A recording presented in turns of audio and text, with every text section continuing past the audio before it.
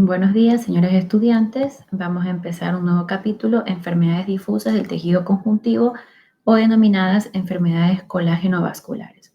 Todas tienen un común denominador por el cual tomó nombre el grupo de patologías, que es la degeneración fibrinoide que se produce. ¿Y qué nos referimos a esto? Es la alteración fundamental que sucede en el tejido conjuntivo, esa sustancia amorfa o fundamental en donde se encuentran inmersas las células fibroblastos, entre otras, las fibras colágenas y la sustancia propia que es la fundamental, que está compuesta por agua, electrolitos, hormonas, gases, los proteoglicanos, glucosaminoglicanos, glucoproteínas estructurales. Entonces, toda esta alteración es lo que va a denominarse degeneración fibrinoide. ¿Y por qué fibrinoide? Porque toma el aspecto de la fibrina. Sin embargo, no es destruida por las enzimas que destruyen a la fibrina. Por eso se denominó degeneración fibrinoide. Y cuando hablamos de enfermedades difusas del tejido conjuntivo, antes denominadas colágenopatía, justamente porque se pensaba que esta degeneración fibrinoide iniciaba en las fibras colágeno, hoy se sabe que realmente forma parte del compromiso de este mismo compromiso total, ¿no? A nivel de la sustancia fundamental y por ende después en las fibras colágeno. Vamos de un espectro de mayor compromiso a un espectro, digamos, de menor, digamos, una menor morbilidad, ¿no? Morbimortalidad, que es el lupus eritematoso sistémico y en el otro extremo la esclerodermia. Nosotros vamos a las más comunes que se presentan a nivel de nuestra población y población mundial, que es el lupus eritematoso, la dermatomiositis y la esclerodermia. Sin embargo, conozcan que en la mitad de este espectro vamos a tener a la enfermedad reumatoidea, al síndrome de Sjögren, a la dermatomiositis, como se las nombré, a la angeitis necrosante, a la poliarteritis nodosa, a la fiebre reumática y bueno, y también tenemos la enfermedad mixta del tejido conjuntivo, todas muy importantes, pero vamos a ver en este capítulo estas tres con mayor frecuencia, ¿sí? Y dentro de estas tres, la que va en la cabeza es el lupus eritematoso sistémico. Cuando hablamos de lupus eritematoso, es un término que fue acuñado justamente para denominar más que toda la patología del lupus vulgar. Se recuerdan cuando vimos el agente etiológico, el bacilo de Koch, la tuberculosis, ¿no? Pero ahora actualmente cuando las personas, los médicos nombran lupus, pocos se acuerdan del lupus vulgar. Es más, ha perdido, digamos, su denominación y nos acordamos más del famoso lupus eritematoso. Es la patología dentro de las enfermedades del tejido conjuntivo la más frecuente. Es más frecuente en mujeres jóvenes, prevalencia de 20 a 80 casos por cada 100.000 habitantes por año. Importante saber que el lupus eritematoso puede ser discoide tegumentario, subagudo, sistémico y el que nos compete sobre todo a dermatología como tal es este discoide tegumentario o el lupus cutáneo crónico. Este a su vez puede ser localizado fijo o diseminado cuando abarca otras áreas del cuerpo fotoexpuestas y ambas tienen una evolución, digamos, crónica. El lupus subagudo es una etapa de transición y el lupus sistémico puede ser agudo, subagudo o crónico, ¿no? Depende de cómo se presente. La etiopatogenia. Lo importante es que existe un factor genético predisponente sobre todos estos antígenos de histocompatibilidad, HLA1, DR3, DR2.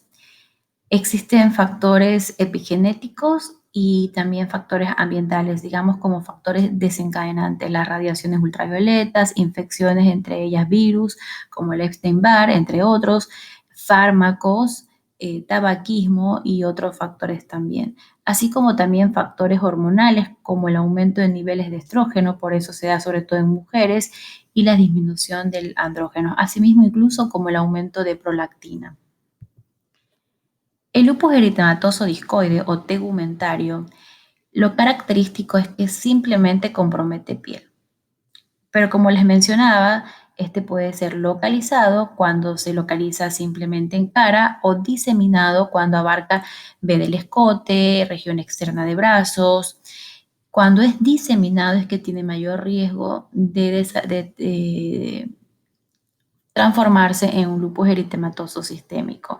Aunque su transición es muy rara, es baja, pero se suele dar más que todo en estos casos cuando es un lupus discoide diseminado. Cuando es un lupus discoide localizado, la verdad es que es exclusivamente en piel y no tiene riesgo de transición. ¿Dónde es la localización de este lupus eritematoso discoide? Se da sobre todo en las mejillas, el famoso disposición de alas de mariposa que compromete mejillas y dorso de la nariz, respeta surcos nasogenianos, se puede dar en labios, en regiones retroauriculares y piel cabelluda. Les mencioné que cuando es diseminado, sobre todo en las zonas fotoexpuestas, ve del escote, cara externa de brazos y antebrazo, rara vez se presenta en tronco de extremidades inferiores. Las lesiones pueden ser simétricas o asimétricas. ¿Y cuál es la lesión elemental? ¿Cuál es la morfología de este lupus discoide? Es una o varias placas y que se caracterizan por una triada que van a ver en este recuadro. Van a ver eritema, ¿sí? La coloración eritematosa, escama adherente, es una escama difícil de retirar y que cuando la retiramos va a dejar el famoso signo de la tachuela que veremos a continuación. Va a dejar una zona atrófica, sobre todo en su centro, y se caracteriza en algunos países por presentar una pigmentación periférica. Entonces podríamos decir que en vez de ser una tríada es una tetrada. Sin embargo, los característicos es el eritema, la escama adherente y la atrofia. Las placas están muy bien formadas, bien limitadas, pueden ser de unos cuantos milímetros o pueden confluir a formar abarcar toda una gran placa que abarca toda la mejilla o toda la cara. Sus límites son bien precisos, o sea, yo sé dónde está, dónde termina y dónde inicia. En ocasiones puede estar un poco más activo en los límites, ¿sí? Y lógicamente la atrofia a nivel central que lo caracteriza.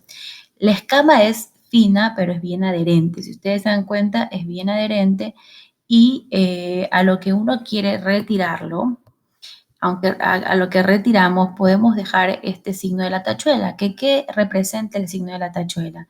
Son pequeñas prolongaciones córneas como patitas que dejan pequeños orificios en esa superficie en donde fue descubierta por esta escama, que se conocen como los tapones córneos y que representan a nivel histopatológico a esos tapones córneos sobre los folículos pilosebáceos. Miren cómo está a disposición sobre mejillas, dorso de la nariz, párpados también tiene una escama fina pero bien adherente. Y eso es lo que lo va a diferenciar del lupus eritematoso sistémico, en donde la escama no es adherente. En el discoide sí. Pueden observar acá también, incluso aquí podríamos hasta dudar de que sea un lupus discoide, incluso podríamos hasta referirnos a un lupus sistémico. Realmente van a ver que el lupus discoide es una manifestación cutánea de los criterios del lupus eritematoso sistémico. La alopecia cicatrizal se caracteriza por también presentar iguales características de la lesión, eritema, escama, pigmentación periférica y atrofia central, ¿no? Vean cómo el lupus discoide se caracteriza por una alopecia cicatrizal, a diferencia del lupus eritematoso sistémico, que es una alopecia no cicatrizal. Las mismas características, esta pigmentación periférica, esta escama adherente, esto es mucho más sugestivo del lupus discoide. Cuando es diseminado, que pueden ver en zonas fotoexpuestas como regiones externas de los antebrazos, dorso de manos, y acá también, ¿no? No olviden la región retroauricular, preauricular, la atrofia que deja a nivel central. ¿Cómo hago diagnóstico de lupus eritematoso discoide? Pues una histopatología en la lesión, en donde voy a ver atrofia, esta epidermis está atrófica, voy a ver una hiperkeratosis marcada, aumento de esta capa. Tapones córneos, vean, estos son los tapones córneos en la desembocadura del folículo pilosebáceo, la licuefacción de la membrana basal, ¿sí? Vamos a perder una membrana basal y hay una necrosis fibrinoide y un infiltrado linfocitario, incluso puede estar alrededor de los vasos produciendo una obliteración, por eso se pueden dar manifestaciones cutáneas como vasculitis. Existen estos métodos que son inmunofluorescencia, existe la directa y la indirecta. La directa vamos a hacerla sobre piel comprometida y nos vamos a dar cuenta que hay un depósito de inmunoglobulina G, C1 y C3 en el 90% de las lesiones, pero lo que lo caracteriza al lupus discoide es que en la piel sana no va a dar positiva, a diferencia del lupus eritematoso sistémico. Es decir, que en las zonas no fotoexpuestas o en la zona donde no hay lesiones, yo no voy a tener una inmunofluorescencia directa positiva. Y la indirecta es la que se hace en sangre y esta es porque no hay anticuerpos circulantes en el lupus discoide. Recuerden que es exclusivamente cutáneo. ¿Cuál es el pronóstico y tratamiento? Bueno, el tratamiento mientras se instaure de forma más precoz, vamos a tener mucho mejores resultados estéticos en cuanto a esta atrofia que podría llegar a ser definitiva en caso de que se demore más, que el tratamiento sea más tardío. La posibilidad de progresión de este lupus cutáneo a una forma sistémica es muy baja, les decía, sobre todo se da en los casos de lupus eritematoso discoide diseminado. El 5 al 10% de los casos pueden desarrollar un LES. Y un lupus eritematoso subagudo, que es otra presentación clínica que hablaremos muy poco realmente, tiene características de discoide y de sistémico, porque ya empiezan a haber manifestaciones generales, empiezan a haber alteraciones en cuanto al laboratorio, en anticuerpos, podrían darnos un FAN positivo. Entonces vamos a ver lesiones cutáneas caracterizadas por estas placas. Pueden haber dos formas clínicas, la anular o la psoriasiforme. Vean cómo estas placas anulares con una atrofia central, otras psoriasiformes que similan una psoriasis, realmente es un diagnóstico diferencial incluso.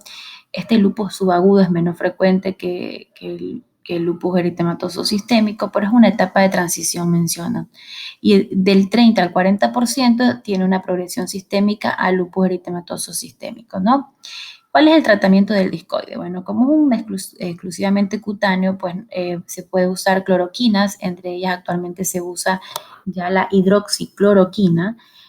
Ojo con la hidroxicloroquina en cuanto a lo que es pedir fondo de ojo y campimetría, porque es un examen de agudeza visual, perdón, porque puede provocar una retinopatía. También se puede usar la talidomida. La talidomida, el problema es que es teratogénica, entonces, ojo, sobre todo esta patología se da en mujeres en edad fértil, entonces podría conllevar algunos efectos teratogénicos. No se usan corticoides sistémicos y los corticoides tópicos realmente existe mucha en la literatura que podrían, o sea, como uno de los efectos adversos del corticoide es justamente la atrofia, se trata de no darlos porque producirían efecto como tal, ¿no? Y se usan filtros solares. O sea, lo más importante es como son lesiones desencadenadas por las radiaciones ultravioletas, es justamente tratar de evitarlo mientras las lesiones se encuentren activas. Muy bien, entonces, si bien la importancia es el lupus eritematoso discoide, lo más común que cuando hablamos de lupus eritematoso es que cuando el paciente escucha el lupus, conoce el lupus eritematoso sistémico, que tiene una morbilidad importante, ¿no? Entonces, cuando hablamos de lupus, siempre aclarar al paciente que se trata de un lupus eritematoso discoide, no sistémico, ¿no? Pero en caso de que sea un lupus eritematoso sistémico, vamos a entrar un poco en en las características generales, sobre todo igualmente en mujeres de 10 a 1, en edades de 15 a 25 años, incluso podría darse entre los 30, también 40, pero más común es de 15 a 25 años.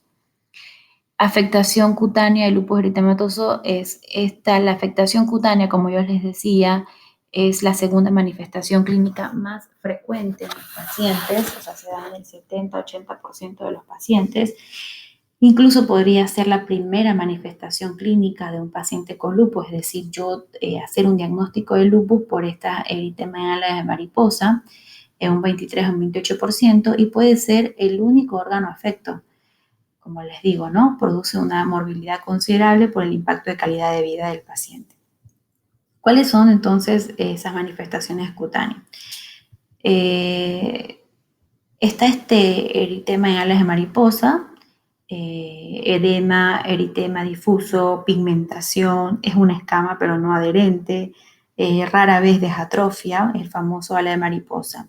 También se pueden dar lesiones de aspecto poiquilodérmico en el cuello y el tronco, también vasculitis palmares y plantares, el fenómeno de Raynaud, aunque no es exclusivo del lupus eritematoso sistémico, incluso es más frecuente en la esclerodermia, lívido reticular en los muslos, en esas pieles de fototipo bajos, de fototipos claros. Este es el famoso eritema ala de mariposa, rash malar, eritema en vespertilio. Cuando hablamos de lupus discoide, que también yo les mencionaba la disposición del eritema ala de mariposa, no es cuando uno realmente habla de eritema de ala de mariposa. Cuando hablamos de la característica clínica eritema de ala de mariposa, nos referimos a este lupus eritematoso sistémico. Que el lupus discoide tenga una disposición en forma de ala de mariposa es otra cosa, pero el eritema de la mariposa es justamente como el propio nombre lo dice, eritema, y esta escama ligera, fina, pero que no es adherente, incluso a veces imperceptible, es bilateral, es simétrico, respeta estos surcos nasogenianos, y esto para hacer diagnósticos diferenciales con otra patología, que por ejemplo tenemos la dermatitis seborreica, que se caracteriza más bien por comprometer los surcos nasogenianos. Se puede extender en frente, en mentón, en región cervical, y se suele resolver en pocas semanas. Es decir, el paciente no es que tiene este eritema perenne, ¿no?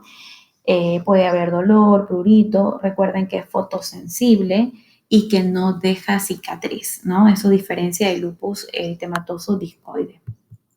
Otras características clínicas, realmente hay características clínicas específicas e inespecíficas. Pero bueno, sepan que pueden comprometer el dorso de manos. Hay una característica y diferencia entre el lupus eritematoso sistémico y la dermatomiositis, es de que el lupus eritematoso compromete entre las articulaciones interfalángicas, es decir, las zonas interfalángicas, no los nudillos como la dermatomiositis. Miren cómo este compromiso de estas lesiones eritematosas puntiformes a nivel de las articulaciones entre las interfalángicas, no justamente sobre los nudillos, ¿no? Dorso de manos, plantas, este lívido reticular, recuerden esta red de la vascularización, puede dar este aspecto poiquilodérmico a nivel del dorso, del cuello, del labio del escote, vasculitis, púrpuras palpables, e incluso recuerden que hablamos de las dermatosis reaccionarias, la urticaria que tiene una duración de más de 48-72 horas, es urticaria que no tiene prurito, sino más bien ardor. Pensar también probablemente en una manifestación cutánea de un lupus eritematoso sistémico. Compromete mucosas y anexos, esto es, en boca puede producir las famosas afta, la lesión eritematosa, blanquecina, recubierta por un halo grisáceo. Sobre todo es característico que comprometan el paladar duro. Vamos a ver también telangiectasias periunguiales, podría darse, y la alopecia, que acá hay una fotografía que diferencia la alopecia cicatrizal del lupus eritematoso discoide y la alopecia no cicatrizal del lupus eritematoso sistémico, ¿no? Recuerden que ni la sífilis ni el lupus dejaba calvos. Muy bien, ¿y cuáles son las manifestaciones a nivel de todos los órganos? Porque recuerden que el lupus eritematoso sistémico sí compromete, además del lo cutáneo, lo que es visceral, y eso es lo más importante. Los síntomas generales en el 90% de los casos, síntomas articulares en el 95% de los casos. Recuerden que el lupus es una policerositis. Recuerden cuándo sospechar de un paciente con lupus. Es un paciente, es una mujer joven en edad fértil que acude a la consulta por fiebre, que acude un eritema difuso en ala de mariposa, puede presentar lesiones vasculonecróticas en palmas con manifestaciones generales y que les dije fiebre y también artralgia. Entonces fiebre, artralgias, mujer joven y eritema de ala de mariposa, sospechar de lupus eritematoso sistémico, ¿no? En un 5% lo que son los síntomas musculares, entre ellos la miositis, y histopatológicamente se caracteriza, a diferencia de la dermatomiositis, por ser una miositis intersticial. Las lesiones cardiovasculares, ustedes han de haber escuchado en cardiología o lo van a ver seguramente, la endocarditis verrugosa de Lippmann-Sachs, que se da en pacientes con lupus en un 30-50%, puede darse pericarditis, entre otros. Lesiones pulmonares y pleurales, el 20 a 40%, neumonitis, pleuritis. Lesiones digestivas son inespecíficas, lesiones renales. Las lesiones renales, la importancia de estas es que su compromiso conlleva justamente el pronóstico del paciente.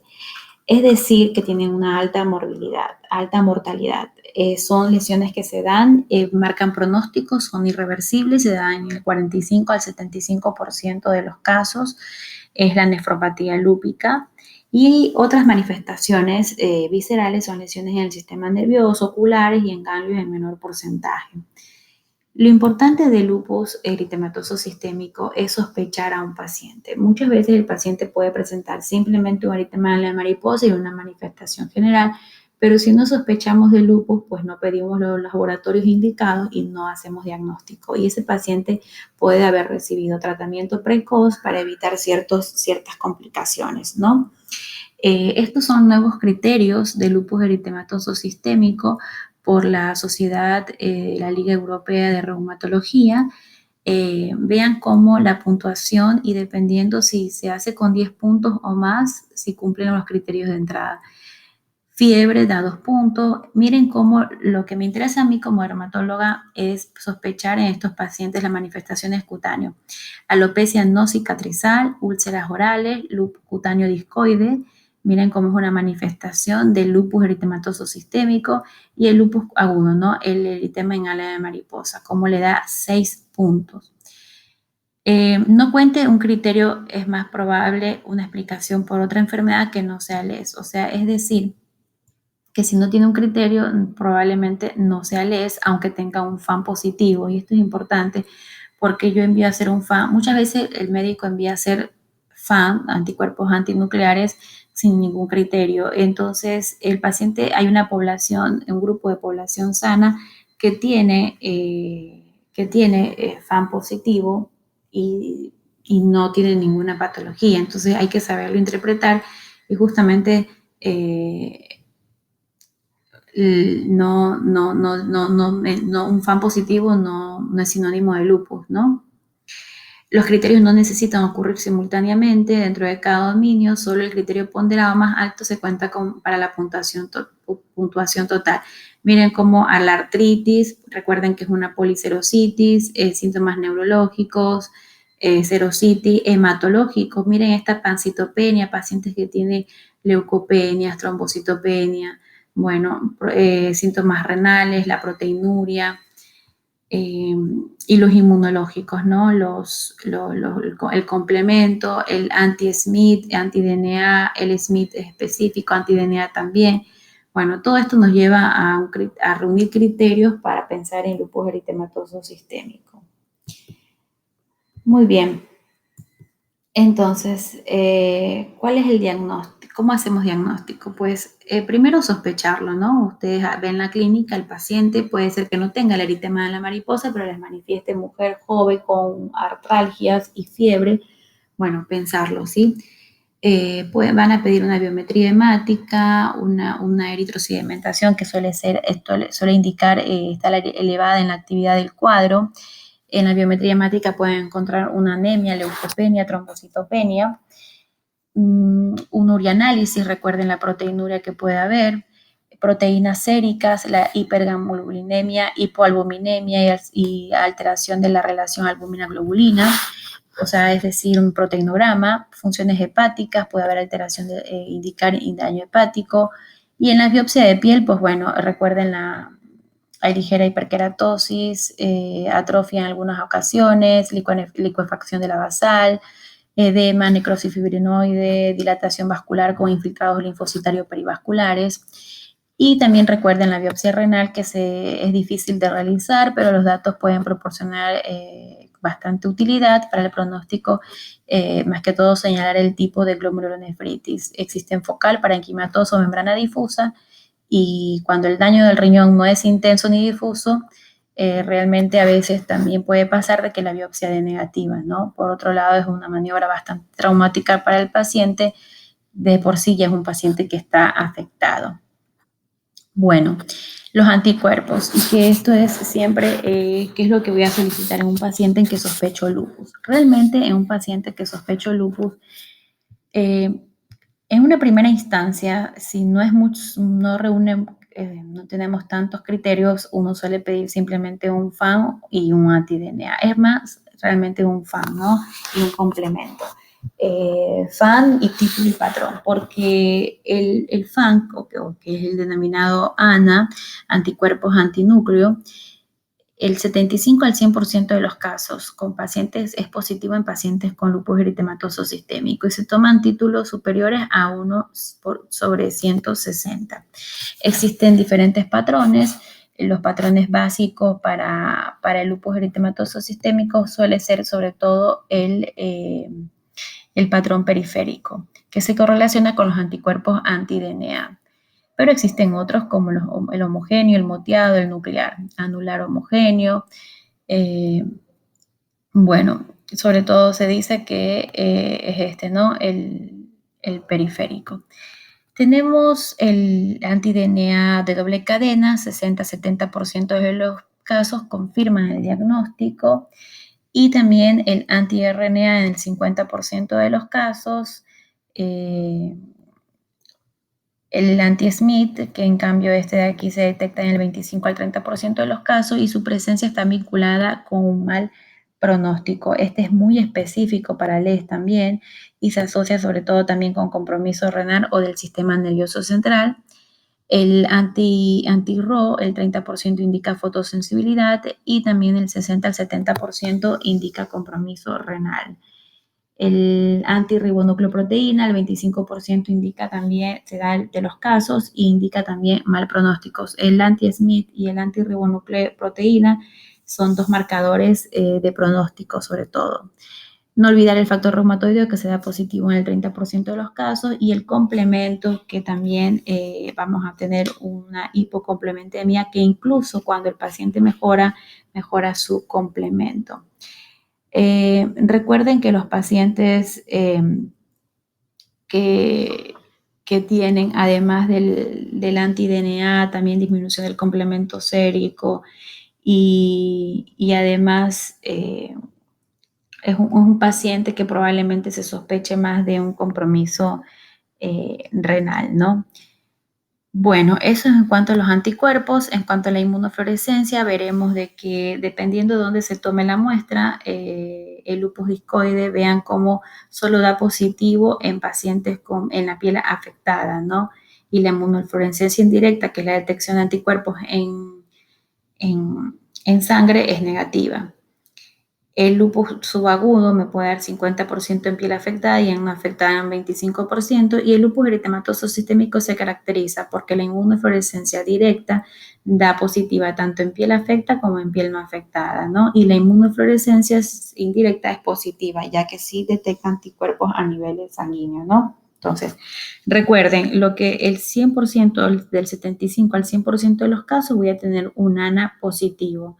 El anti-DNA de doble cadena, este de aquí es muy específico y confirma el diagnóstico, o sea, digamos que es más específico para lo que es el lupus eritematoso sistémico.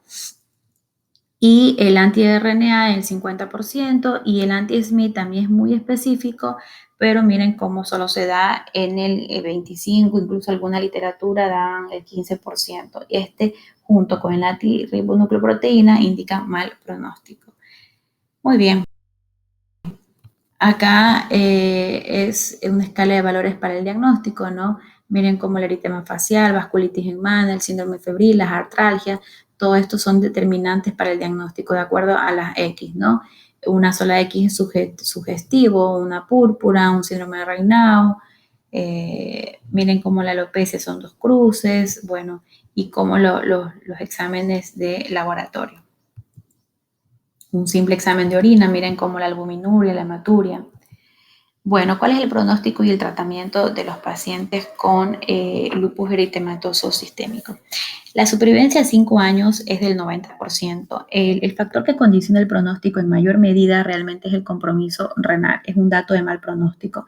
Las causas de muerte de los pacientes son compromiso renal, infecciones secundarias, compromiso del sistema nervioso central, falla cardíaca o efectos secundarios e incluso a la terapéutica, ¿sí?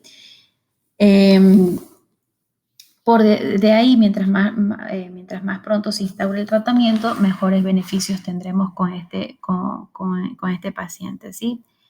Bien, en esta actualización de la Liga Europea tenemos del 2019 algunas pautas de tratamiento. Miren cómo se usa la hidroxicloroquina, no más de 5 miligramos por kilo día, recomendaciones de no fumar, no fotoexposición, corticoides no más de 7.5 miligramos por día, porque la idea realmente es alguna droga inmunosupresora, ¿no?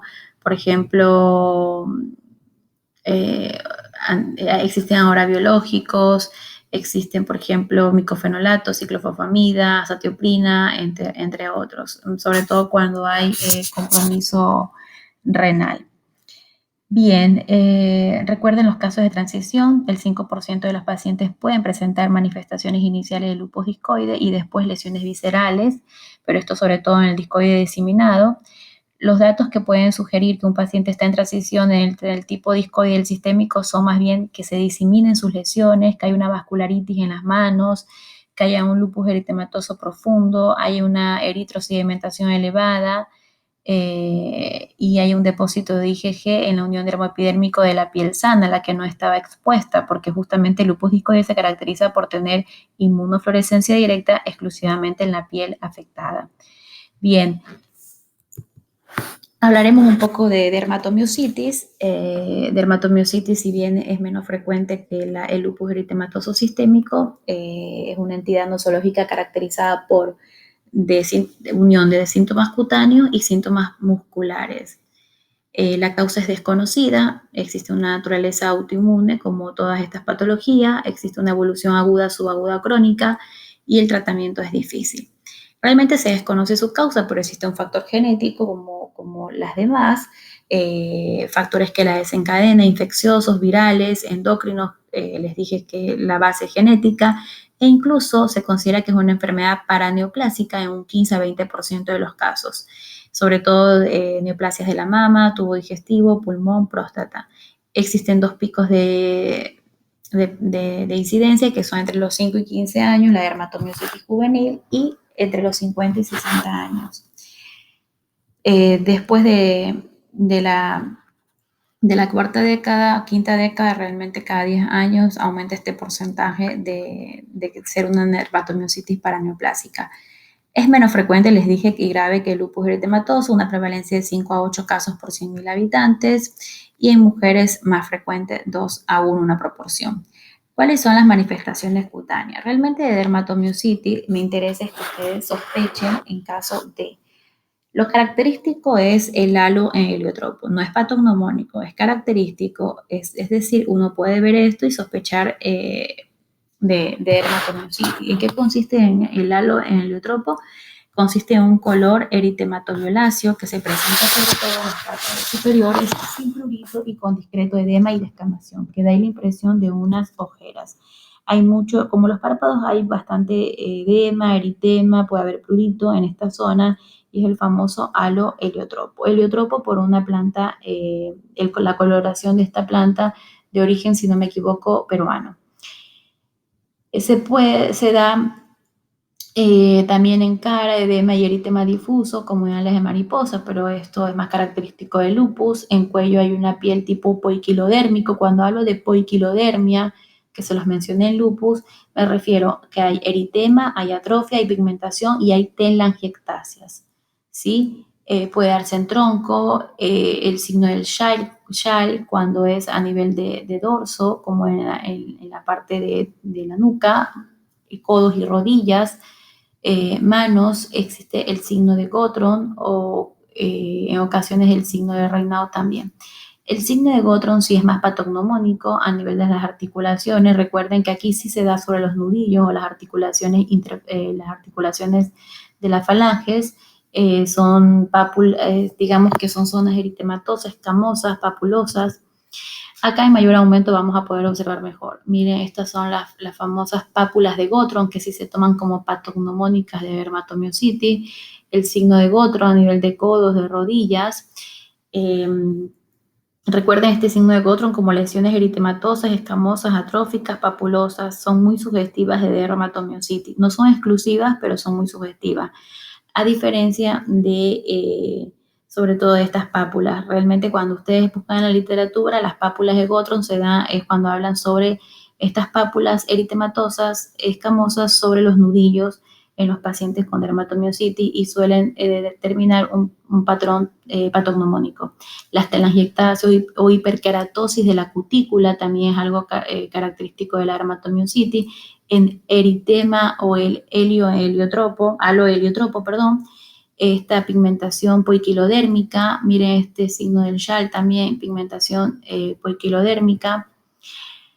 Realmente esto no está en el libro guía, pero me parece interesante cuáles son las lesiones patognomónicas, es decir, que ustedes ven esto en dermatomiositis, que son las pápulas de Gotron, que es un rash o lesiones papulares eritematosas en los nudillos, a esto se conoce como pápulas de Gotron, y el signo de Gotron, en cambio, es un eritema violáceo macular simétrico, sobre todo, como les mencioné, en los codos, en las rodillas, que se da los signos de Gotron. Las características, por ejemplo, yo veo un eritema heliotropo, veo telangiectasias periunguiales, veo eritema violáceo en dorso de mano, en antebrazo, brazo, deltoide, el signo del schall, el tórax en signo del BEP, y placas también en cuero cabelludo, ¿no? Todas estas son características, pero las patognomónicas son pápulas de Gotron y signos de Gotron compatibles, por ejemplo, en quienes más yo podría pensar, por ejemplo, un edema, pero que no tiene el eritema violáceo, ¿no? Y otras menos frecuentes, pues bueno, van a ver acá el fenómeno de Raynaud, la fotosensibilidad, las manos de mecánico, son unas manos duras, por eso se les denomina manos de mecánico. Muy bien, ¿cuáles son? Recuerden que dermatomiositis son síntomas cutáneos y síntomas musculares. Los músculos estriados son los que se ven afectados, con frecuencia sobre todo la cintura escapular o pélvica. Por eso una de las características clínicas del paciente es que hay la imposibilidad para peinarse, imposibilidad para sentarse o subir una escalera. Son actividades diarias muy sencillas que cuando se presentan estas debilidades, uno puede sospechar, además de la manifestación cutánea, de alguna dermatomiositis, pero a veces se presentan simplemente las lesiones musculares, ¿no? Como una miositis. Eh, Realmente la importancia es que esto puede llegar a comprometer casos más graves los músculos de los ojos, los de la faringe, causando trastornos de fonación, deglución, intercostales, disnea y hacer diagnósticos diferenciales con otras patologías como el Guillain-Barré, por ejemplo. Esta miositis pasa por 3 fases: edema muscular, atrofia y por último deja una esclerosis. Por eso uno de los diagnósticos puede llegarse a hacer con una biopsia más bien de músculo. Existen lesiones viscerales, se afecta el estado general, hay adelgazamiento, fiebre, y en casos de fiebre no es común, pero existe una marcada taquicardia. Bien, pero existen diferentes clases de dermatomiositis, es decir, hay tipo 1, que es la miositis sin lesiones cutáneas, o sea, un paciente que tiene simplemente compromiso muscular. El tipo 2 es la característica de la patología, o sea, es decir, como el prototipo, lo que yo les estoy hablando, síntomas cutáneos y síntomas musculares. El tipo 3 es la dermatomiositis, que está asociada a pacientes con neoplasia. El tipo 4 es la forma juvenil, que se puede revestir de gravedad incluso de la muerte. O sea, son pacientes de 15 años que realmente puede dar algún tipo de dermatomiositis, son más relacionadas con gravedad. El tipo 5 es cuando se asocia a otras enfermedades del tejido conjuntivo, es decir, puede ser una enfermedad que se asocia al lupus o a esclerodermia, o a Sjögren, y el tipo 6 últimamente descrito, que es la dermatomiositis sin miositis, que es la famosa dermatomiositis amiopática, es decir, solo compromiso cutáneo sin compromiso muscular. ¿Cómo hago el diagnóstico? Pues primero también, igualmente como todas las colagenopatías o enfermedades difusas del tejido conjuntivo, es sospechar la patología, sobre todo en mujeres, debilidad, compromiso muscular, lesiones cutáneas, solicito un examen de rutina, veo las enzimas séricas elevadas, hepática, el lactato de deshidrogenasa, la creatinfosfoquinasa, la aldolasa, todas estas indican actividad. Un examen de orina, la creatinuria, la eritrosedimentación elevada y exámenes más específicos como la electromiografía, veo ondas cortas, polifásicas, fibrilaciones, eh, biopsia de músculo, que es más específica, ¿no? Recuerden que hay edema, hay atrofia y luego esclerosis del músculo. Existen criterios diagnósticos también para la dermatomiositis, son menos usados porque es menos común ver a un paciente con dermatomiositis, pero sepan que se puede definir por puntaje, es decir, si los criterios diagnósticos son la debilidad simétrica, el compromiso muscular, las enzimas musculares elevadas, la electromiografía, la biopsia muscular anormal, y todo este compromiso cutáneo como las pápulas de Gottron, los que son patognomónicos, ¿no? Y característicos como el eritema heliotropo. Vean cómo se clasifica, acá falta la dermatomiositis amiopática, y cómo hacemos diagnóstico de acuerdo al puntaje. Existen también autoanticuerpos, así como veíamos el FAN, el anti-DNA. Bueno, en la dermatomiositis realmente a mí me gustaría resumir un poco, con mayor detalle, no quiero que se aprendan todo esto. Me gustaría es que saber que la dermatomiositis, el laboratorio importante es que ustedes pidan, puede haber también anemia, una eritro elevada, hay compromiso muscular, y la repercusión inmunitaria se determinará por la presencia de antijo, que es el anticuerpo contra histidil tRN sintetasa, ¿no? Antijo, este de aquí. Se da sobre todo en el 25 al 20%, como dice aquí, de los pacientes, y se da más que todo en la polimiositis que en la dermatomiositis, ¿no? Más que todo también puede ser en las que tienen más compromiso muscular.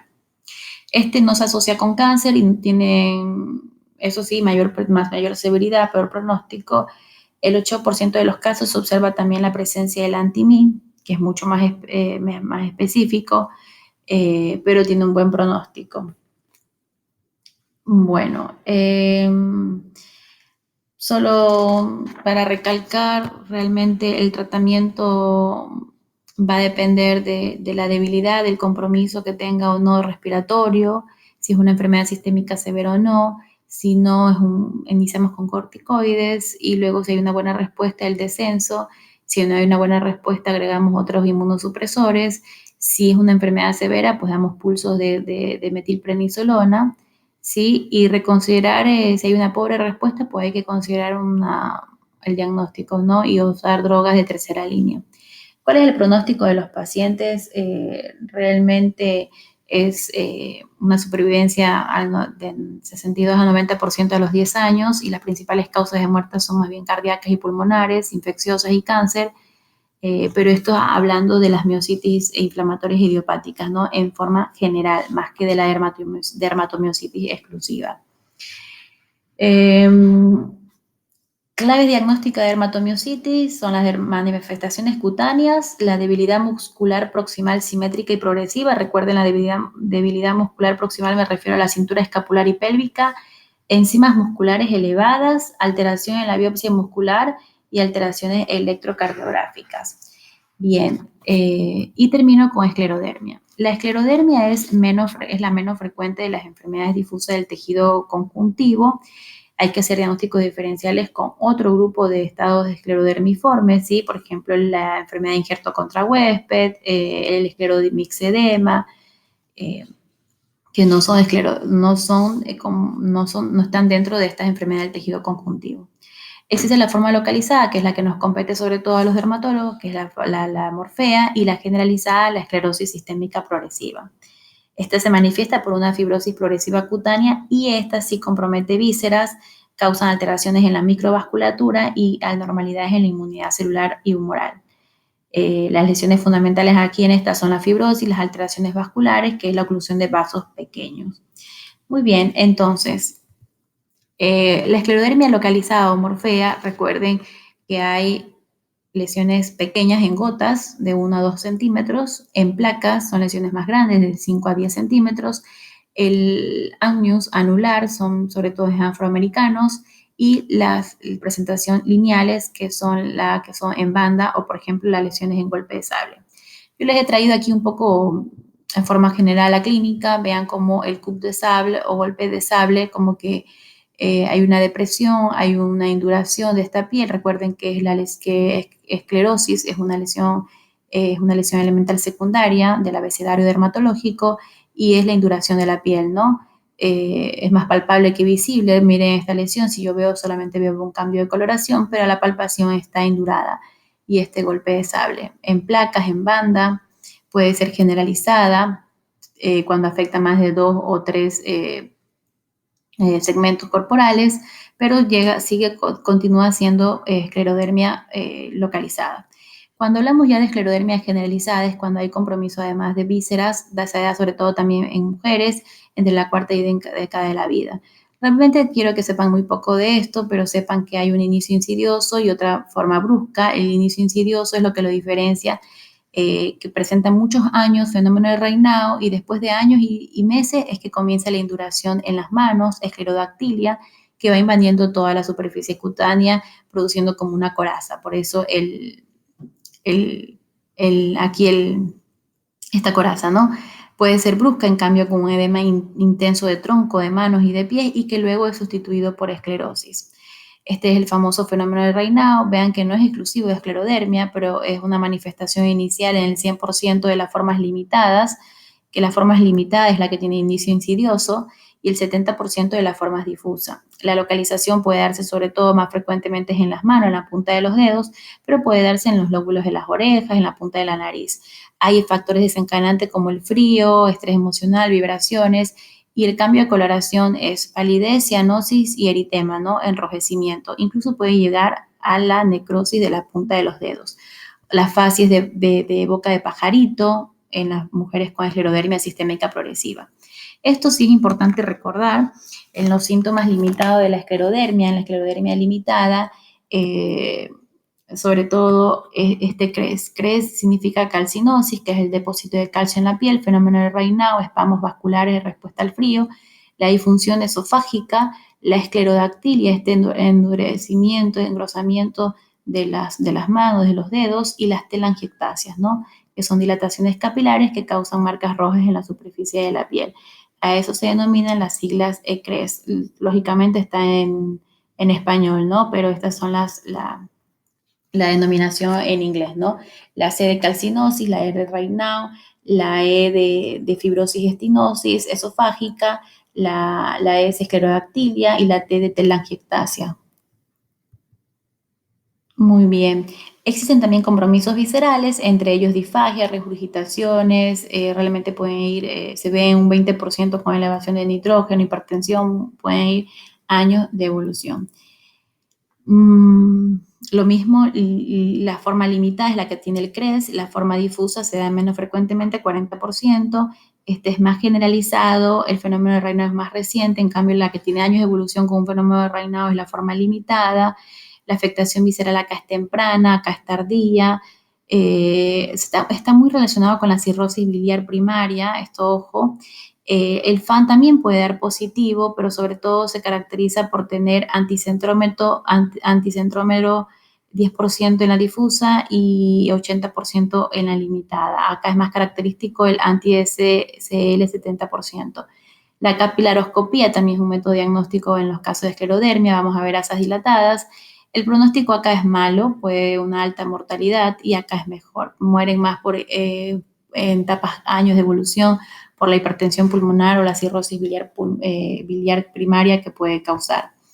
La biopsia de piel de alteración del colágeno, recuerden esa degeneración fibrinoide, este tejido celular subcutáneo es reemplazado por colágeno, donde predominan linfocitos y histocitos. Y el tratamiento va a depender si tenemos, realmente les traje el tratamiento en caso de morfea, no de la esclerodermia sistémica límita, de la esclerodermia sistémica progresiva, porque es más parte reumatológica y porque tiene muchos tratamientos con vasodilatadores, también a nivel, drogas a nivel pulmonar para evitar esa fibrosis pulmonar, por la alta mortalidad. En casos de piel, lo que yo voy a manejarles con corticoides, también existen fototerapia, drogas como metrotexate, micofenolato mofetil, bueno, voy manejando de acuerdo a la respuesta que voy teniendo y también así es una morfea en placa o generalizada y o morfea lineal. Lo importante en la esclerodermia es la contractura que puede causar en la localización donde se presente. Si tengo una morfea